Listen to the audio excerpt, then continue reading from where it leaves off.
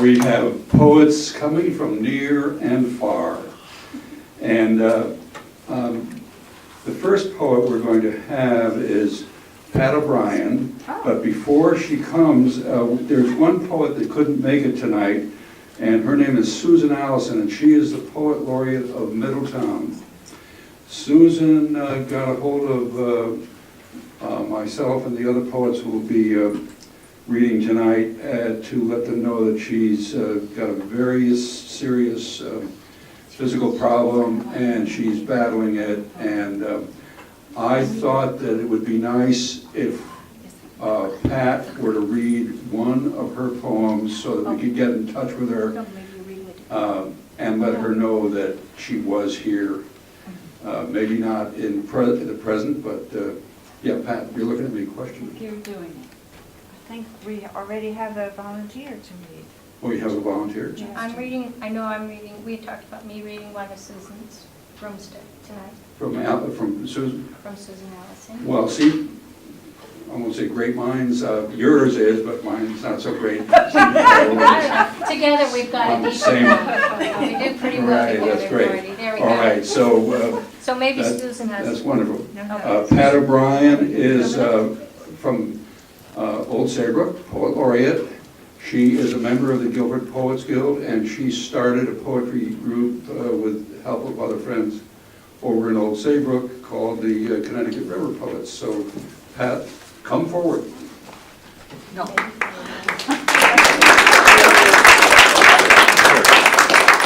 Share this with everybody.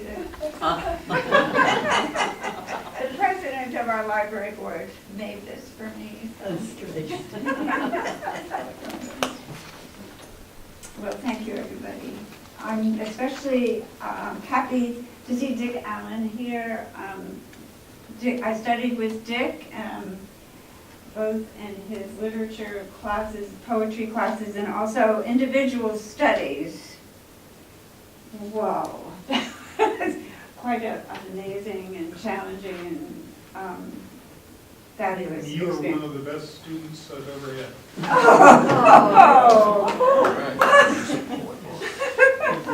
Yes, and Dick now, he wasn't at the time, I don't even, yeah, has been Connecticut Poet Laureate and continues to be, so.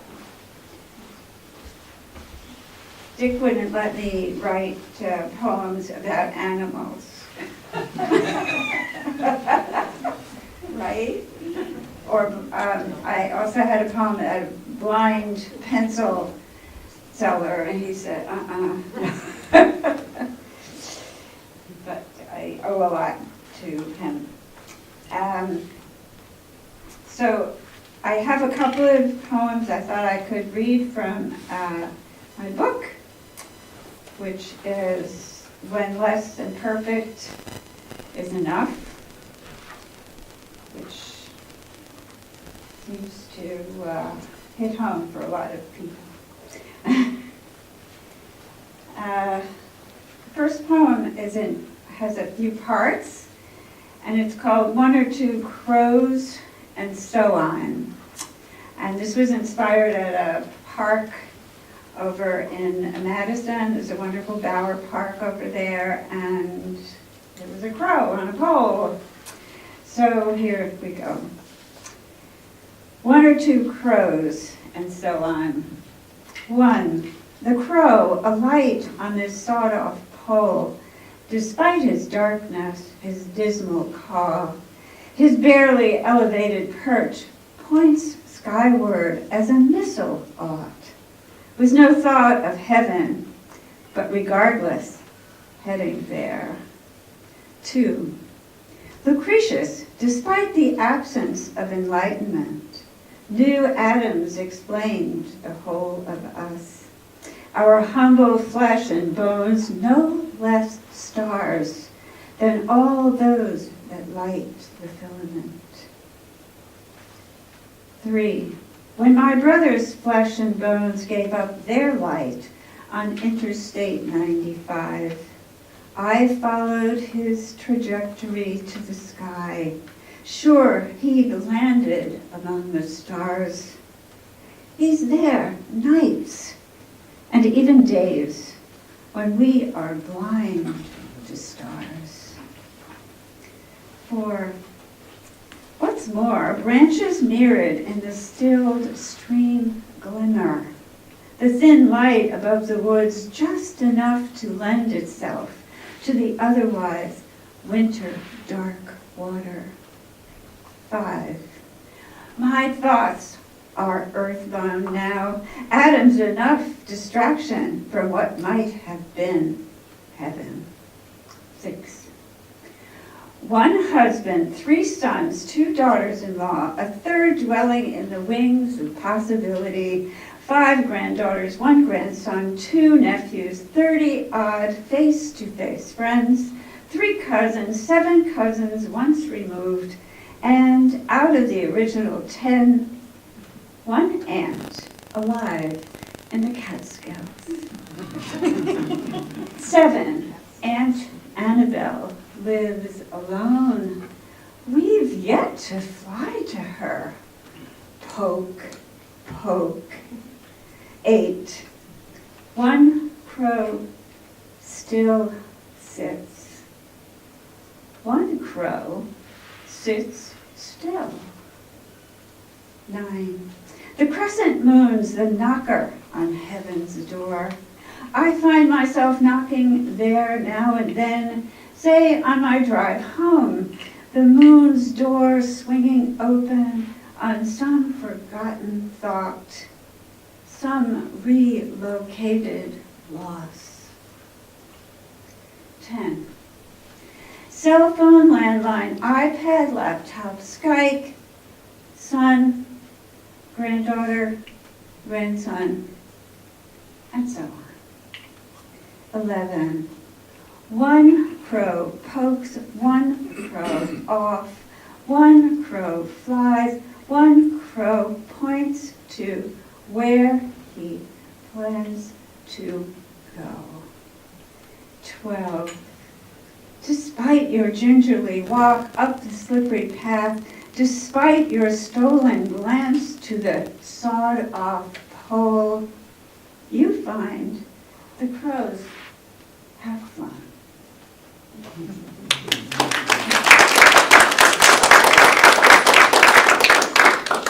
We had a family member, this is a niece of mine, who around the age of 20 sort of disappeared. Her parents weren't sure where she went. She wasn't being in touch. It was a really scary time. And I wrote an initial poem about it, and at the time Richard Teacher was in our poetry group, and he said, it's a little flowery. So I kind of forced it into a villanelle, and then he approved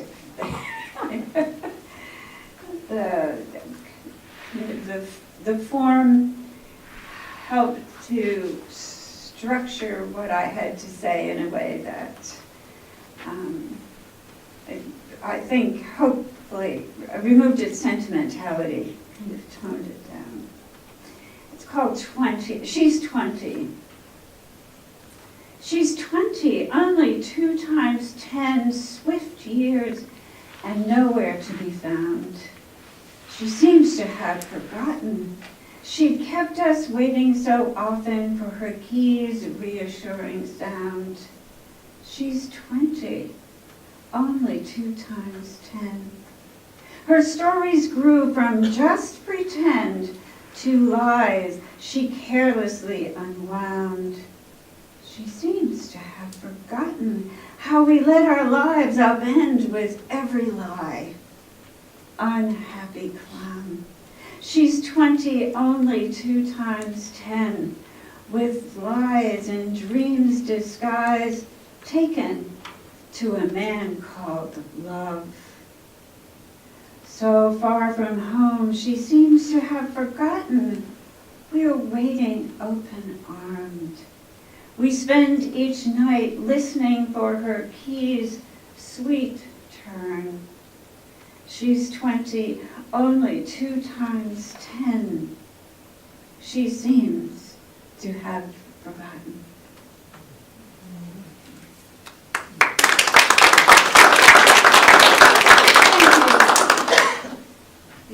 want to hold your applause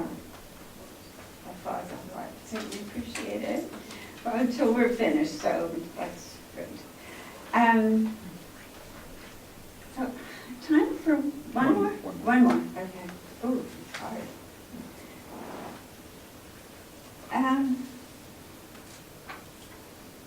Okay, so my husband and I recently took a trip and we used points. So if you use points, you don't have all the choices in the world. And we ended up staying in Boca Raton, Florida, in a Fairfield Inn on Airport Road. So this was a really interesting lesson for me.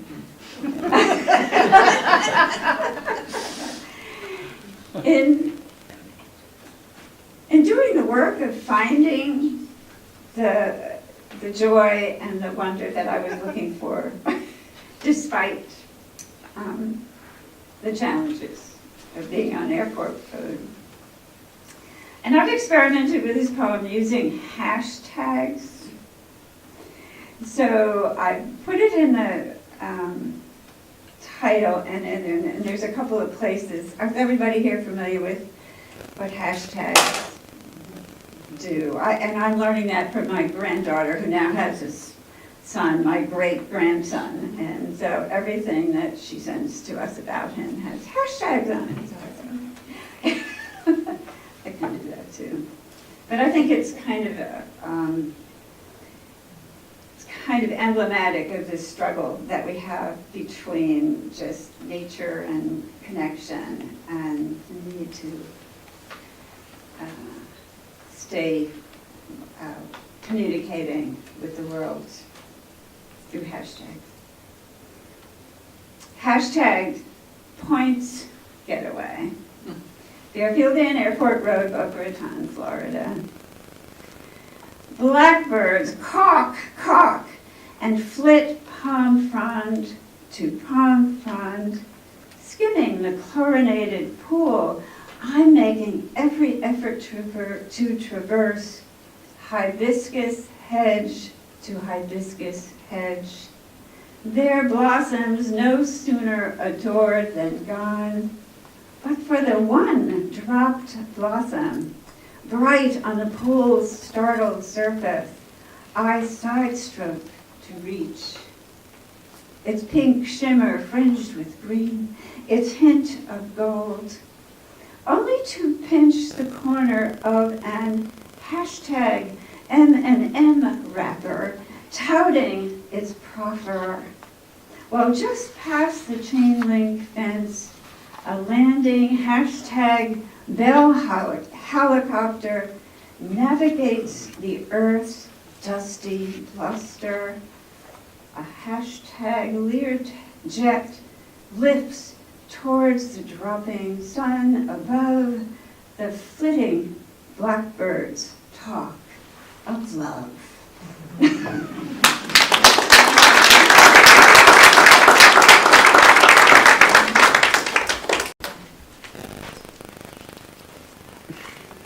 Thank you, Pat. Our next poet is Joan Hoffman. Joan invited me up to Canton with other poet laureates when we celebrated her becoming the poet laureate of Canton, and this is a big state.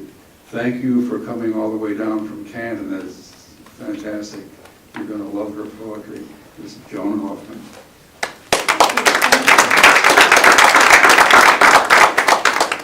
That's right, I'm from Canton. And for those of you who are Guilford-centric or geographically challenged, that's 3 towns to the west of Hartford.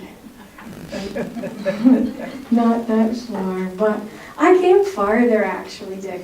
I came home just a couple of days ago from Spain, where I spent the previous 2 weeks walking on the Camino de Santiago. And that was thrilling. And I have to say that when you're walking that many miles, you think about, lots of different things. And one of them was coming here. I'm absolutely honored to be here this evening. I'm reading tonight from the anthology that the Poet Laureates of Connecticut put together. It is for sale this evening, and I'm sure that Gordy will be talking about that later. It's available in the back of the room. But we do all kinds of things as Poet Laureates, and one of the things we decided to do in this book was, in addition to each of us having a couple of poems, we also wrote a paragraph, there's a biographical paragraph, but also a paragraph about the kinds of activities that we do in our towns as Poet Laureate. So it's really quite enlightening. Maybe I should put this on. There, that good. For example, just before I left, on the 21st of September is the International Day of Peace, and we have a peace pole in our town. And as a Poet Laureate there, I've been thinking the last couple of years, what can we do with that peace pole? There's got to be, you know. So anyway, I had a vigil, so to speak. It was an hour of readings of poetry related to peace. And I wanted to connect it with the schools. So our 6th graders, there are about 150 of them in our small town, created pinwheels for peace. And each of those pinwheels were around the peace pole on the 21st during our poetry reading. So that's the kind of thing that Poet Laureates do. But one of the other things that a Poet Laureate is sometimes asked to do is to read, like at the parade, you know, at Memorial Day parade or something like that, or to note a significant event in your town. And a couple of years ago, unfortunately, a significant event in my town was the loss of a dear little girl named Allison Doyle, a 13-year-old. And her parents are friends of mine. And we've had quite a lot of work in our town. There's now a whole scholarship related to her that thousands and thousands of dollars have been raised in her name. But for those of us that are parents or grandparents, sisters or brothers, we can relate to the serendipity on a beautiful May day when a young girl is out playing in her backyard in a hammock. It's early spring days, and it's attached to a tree that decides to give way at that moment and killed her. So, what were you doing when it happened is the first poem that I'll read to you. What were you doing when it happened? We were driving on the interstate, clogged in a traffic jam, wondering what could possibly be the problem. Slow to a crawl, stopped, glanced at fellow drivers. No need to change lanes. We're in the right one. We're making progress. We've studied the roadside, the littered landscape, talked weather, ate all the snacks, wondered about a rest stop, repressed the need, reminded ourselves, not late, not expected, happy together, why worry? It's just another hour or two handed to the road. No need for hurry. But you?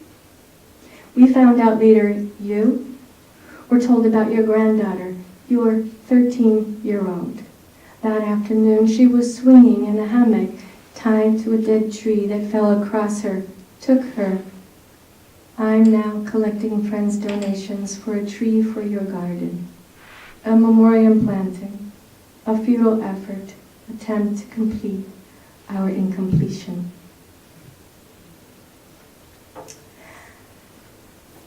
I'm a nature girl. I spend a lot of time outside. I live by the Farmington River, lovely little Collinsville, where I've been for 40 years.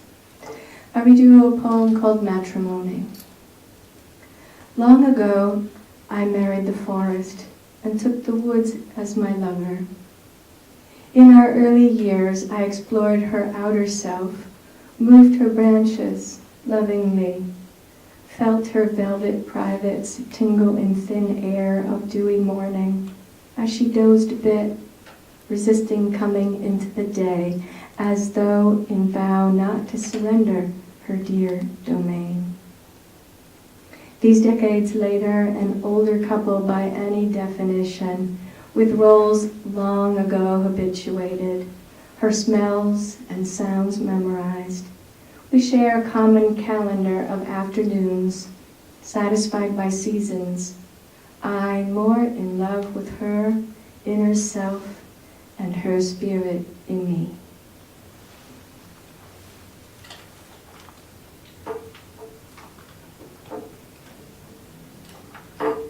I'm reading, as Cordy said, a poem from our dear poet laureate, Susan Allison.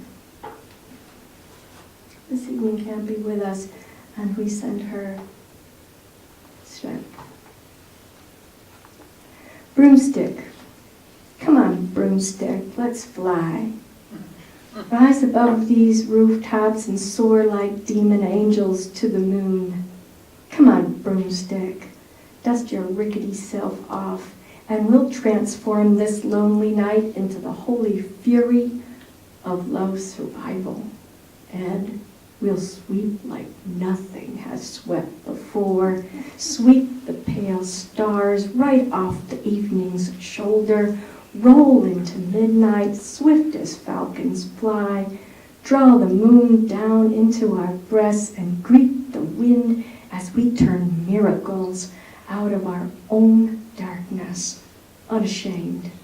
Come on, broomstick, honey, trust me. And lastly, I'm in a unique situation here. When Gordy and I talked about the 4 poems that I would read, I said, well, I'll do the 2 and of my own that are in the book, and I'll read one in Susan's stead. And I'll read one that I love, by Dick Allen. And then a little while ago, if you didn't notice, Dick Allen walked into the room. So now I'm in a little bit of a pickle here. So I can do what I think is the right thing, Dick, and invite you up to read a cautionary, should you wish. Or I can, would you? Would you?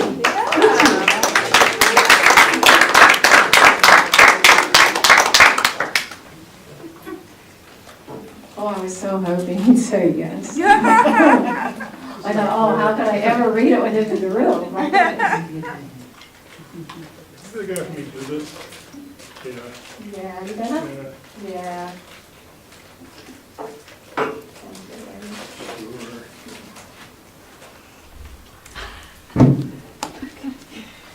Sure. Okay.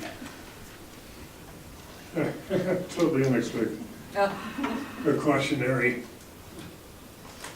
How do you get through this life with its broken keyboards, its green awnings in the rain, a battered treetop, and a broken knife? You walk a little, you stop, you hurt, and then you go on. Why was there nothing and then something? And here became ocean, and there became plain. And what can we do about everything? The young girl asked, performing a curtsy. You walk a little, you stop, you hurt, and then you go on. What if he or she dies? What if she or he dies? If you can't trust even a Presbyterian, who will water the zinnias? Who will rack up the skies? Questioned the woman, wringing her hands. You walk a little, you stop, you hurt, and then you go on. Do you know the way to San Jose? What tripped up Sisyphus? Who took the noodles from my ramen soup, and when were you going to tell me? Can I survive all this? Said the madman, a gun to his head. You walk a little, you stop, you hurt, and then you go on. Isn't this nonsense? Isn't advice a joke in the ear, a clot in the brain, one lie to another, just to be nice? sneered the face in the crowd who once had my name. You walk a little, you stop, you hurt, and then you go on. Thank you.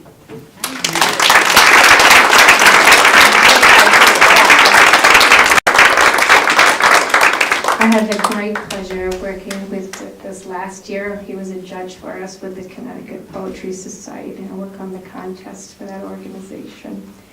Our prior state poet laureate, and as I understand it, that's just a prelim, because you're going to be reading here this spring, right? They booked me 2 years in advance, so I'll be here a year from now, I guess.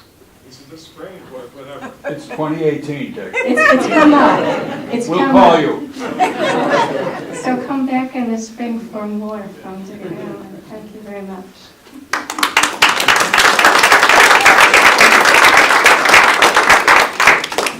Is Tarn Granucci here? Tarn, you're here. Tarn gave me a buzz and said that he had other things that he just couldn't get out of. He didn't know if he was going to make it. And so I said, we'll put you somewhere mid to last. And I'm so happy you're here, Tarn. Tarn is the Poet Laureate of Wallingford. The last time he read poems where I was in the audience, I had a smile on my face. Why don't you come, Tarn?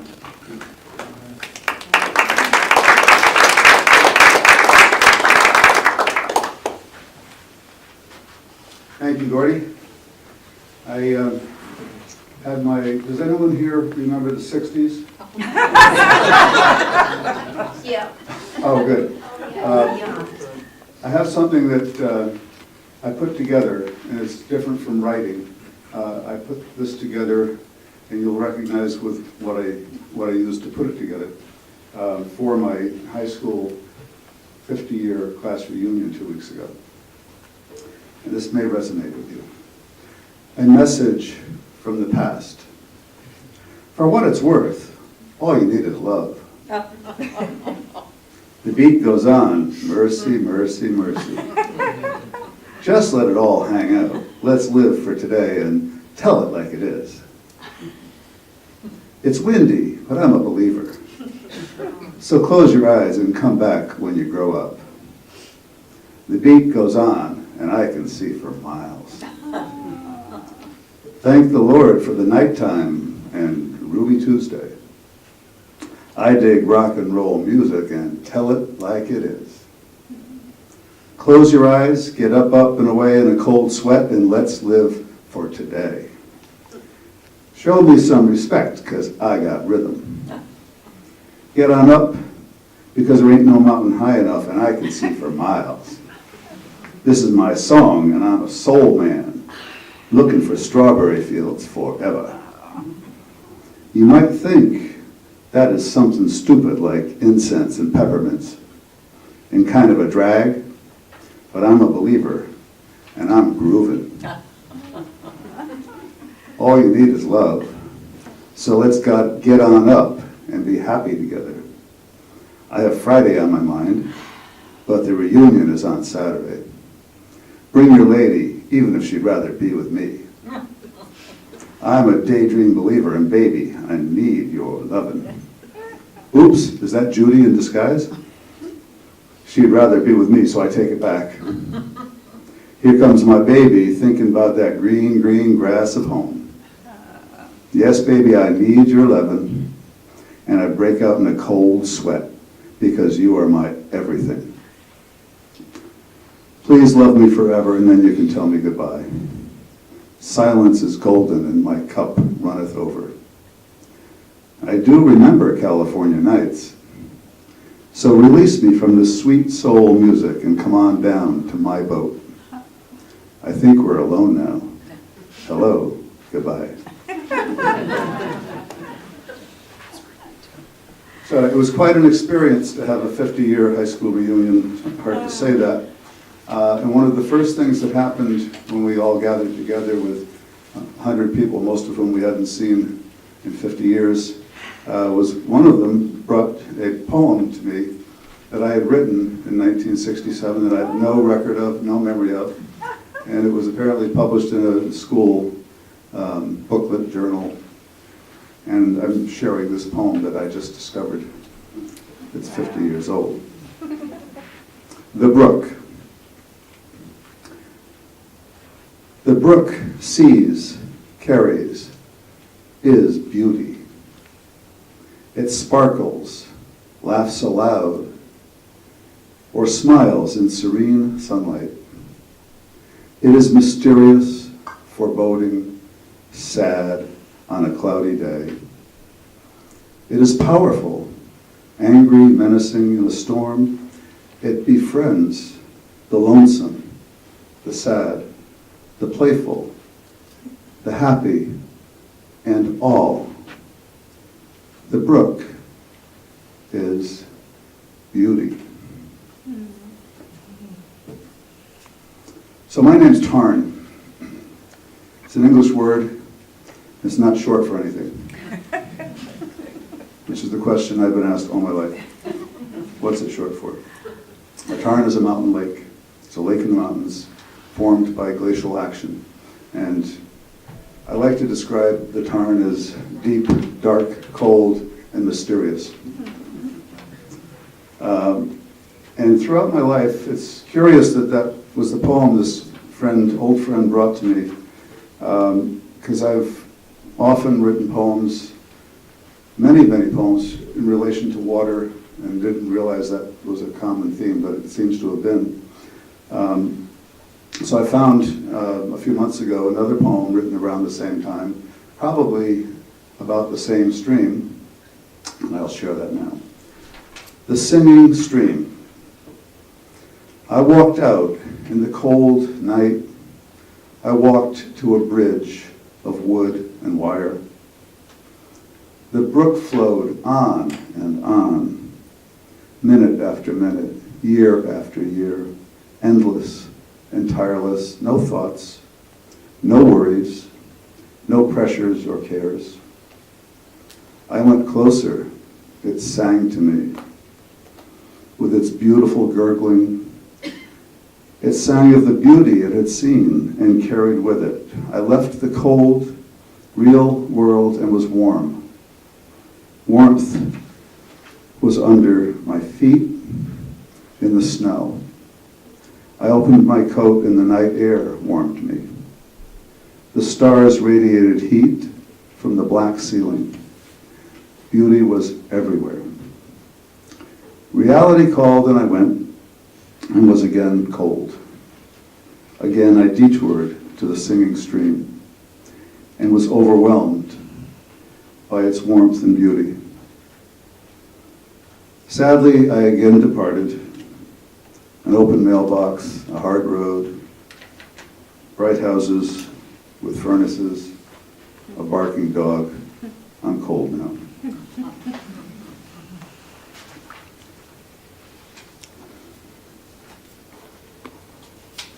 How much time do I have?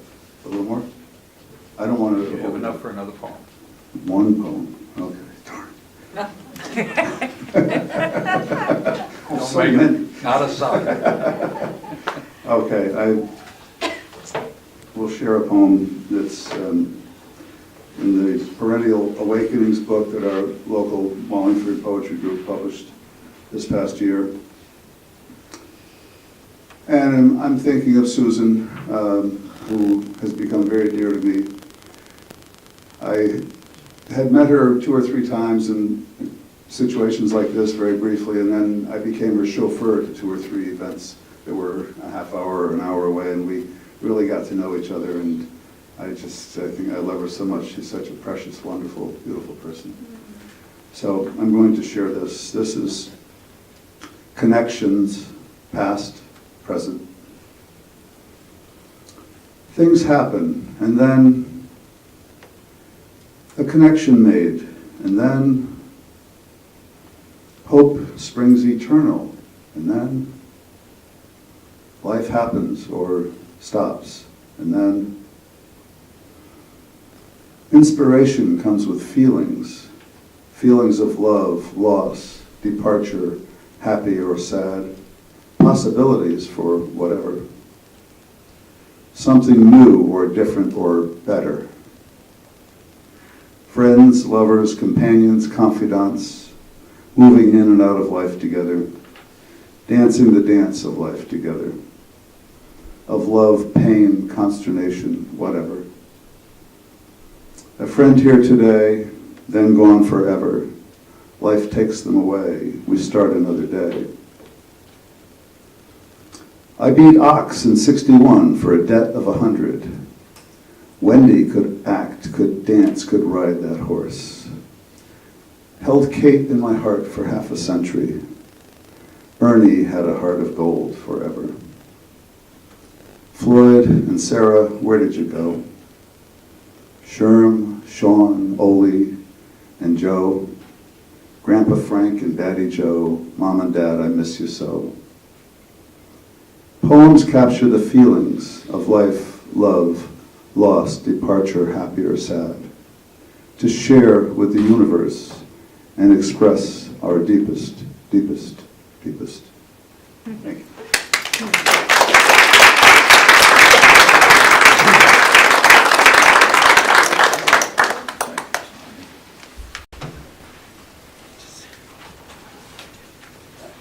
Laurel Peterson. Laurel is from Norwalk. I've driven around Norwalk a lot because that's where my wife is from. And we love it. She is an author, and she is a community college English professor. I've listened to her poetry. She's a good poet. Laurel, come on up.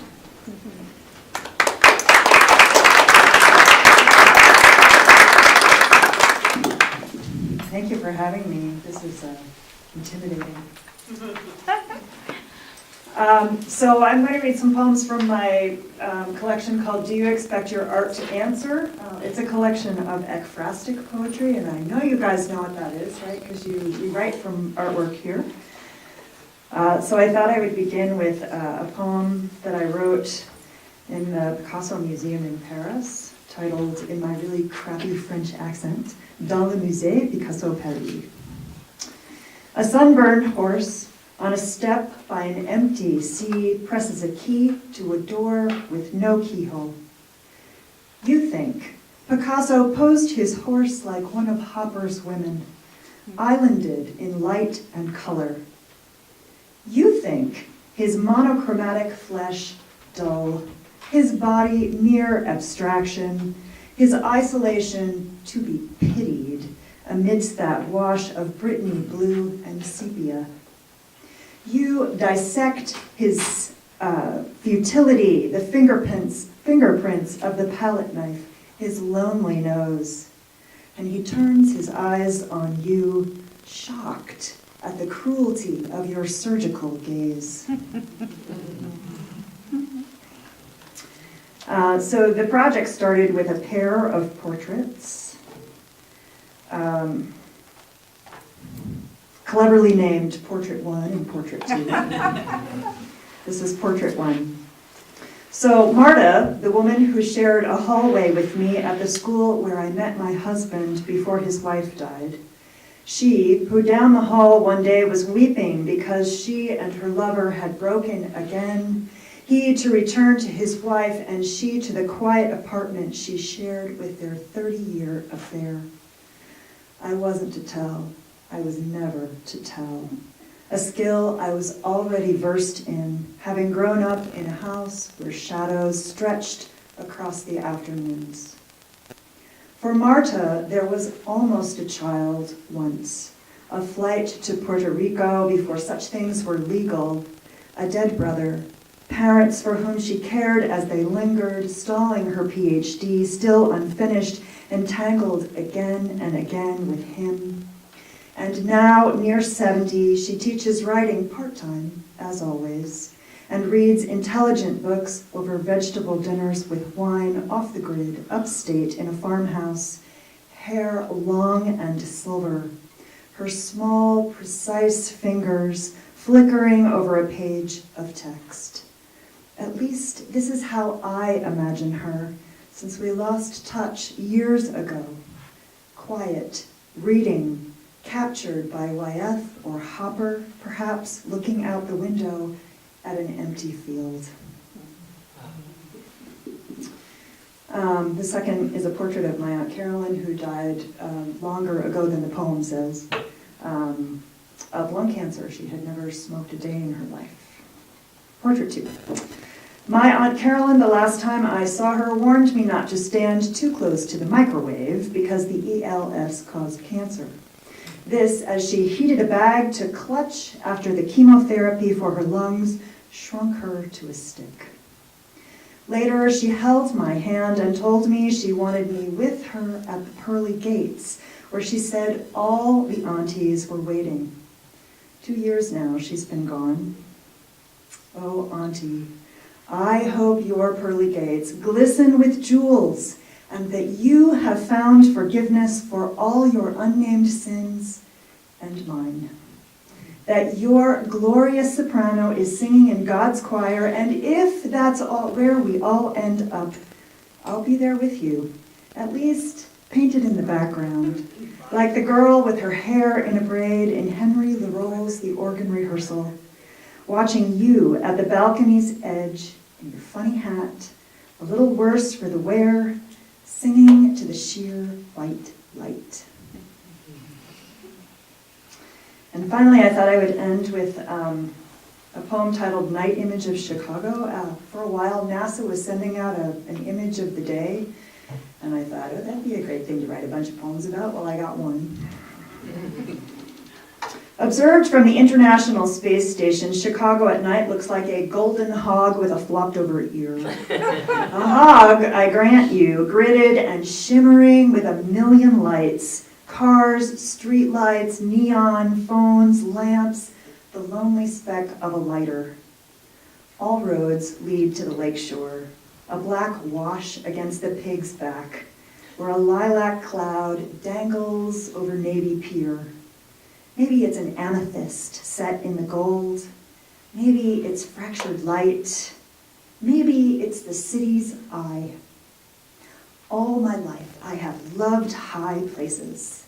The uplift of the jet, the swing of the Ferris wheel, the rocky tip of the mountain path. From there, I can see, maybe even all the way to a horizon. If you were one of those specks of light and looked up, you wouldn't even know I was there.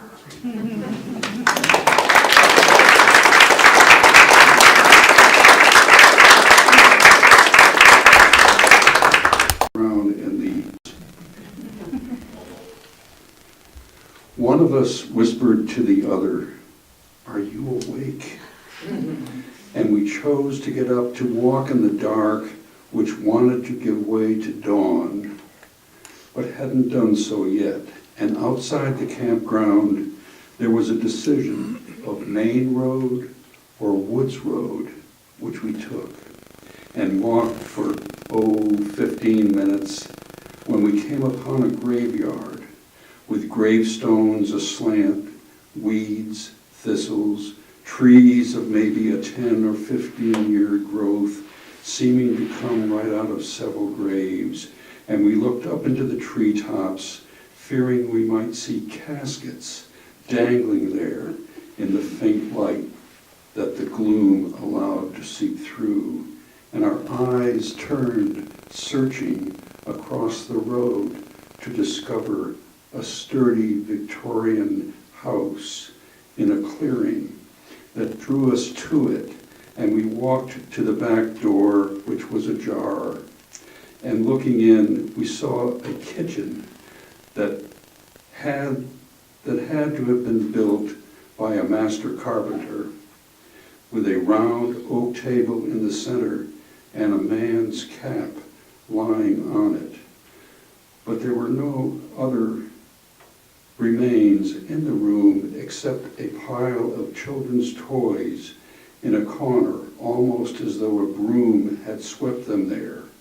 And our curiosity demanded that we enter and explore the empty rooms, which were of just the right proportion and inviting, but scary. We didn't know what we would find, especially when we crept up the staircase with its finely carved newel post and delicate banister spools, and entered the large front bedroom that looked out onto the woods, road, and the ransacked burial plots. The room held a pervasive sense of loss, bereavement. It was though we weren't in a house at all, but in an elaborate mausoleum. We descended the stairs in the frail morning light, walked out the back door, and as we neared the graveyard, a whisper of air, dark and disquieting, brushed my cheek. Mosquitoes, sensing communion, drew near, chanting a ravenous one-note hosanna to the body and the blood as we hurried back to the campground. Circumstances brought us to the same Maine village 5 years later, and we knew without asking each other we must visit the scene again. And at sunny noontime, the graveyard had gone from neglect to a stage closer to disappearance, and the fine Victorian house was not there, nor was there any sign that it ever had been. The subtitle might be, if our kids know what we did on vacation, they might take our car keys away from us. Well, the cat's out of the bag now.